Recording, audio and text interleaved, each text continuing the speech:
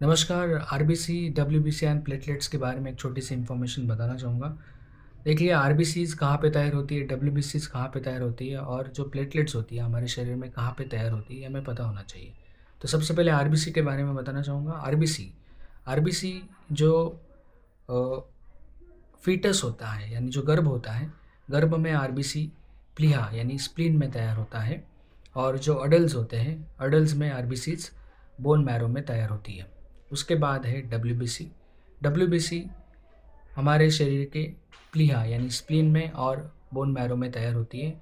और रही बात प्लेटलेट्स की, प्लेटलेट्स हमारे शरीर में बोन मैरो में ही तैयार होती है। तो आरबीसी, डब्ल्यूबीसी और प्लेटलेट कहाँ पे तैयार होती है, इसके बारे में मैंने आपको ये इन्फॉर्मेशन बताई है। अभी सबसे इम्पोर्टेंट बात, आरबीसी, डब्ल्यूबीसी और प्लेटलेट्स, इन तीनों में न्यूक्लियस किस में होता है और किस में नहीं होता है। तो देखिए, आरबीसी, डब्ल्यूबीसी और प्लेटलेट्स, इन तीनों में से केवल डब्ल्यूबीसी को ही न्यूक्लियस होता है, प्लेटलेट्स को न्यूक्लियस नहीं होता है। और आरबीसी आरबीसी के न्यूक्लियस के बारे में बहुत ही इंटरेस्टिंग इन्फॉर्मेशन है।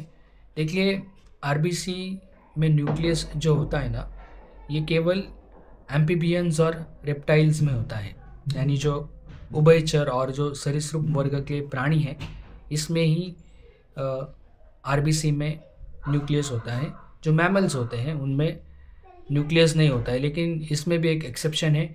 मैमल्स में एक एक्सेप्शन है, वो है एक एनिमल है, वो है हमारा कैमल। कैमल यानी जो ऊंट जो होता है, एक ऐसा मैमल है जिसके आरबीसी में न्यूक्लियस होता है। सो ये इम्पॉर्टेंट इन्फॉर्मेशन हमें पता होनी चाहिए। So this was the little information about RBC, WBC and platelets. Thank you very much.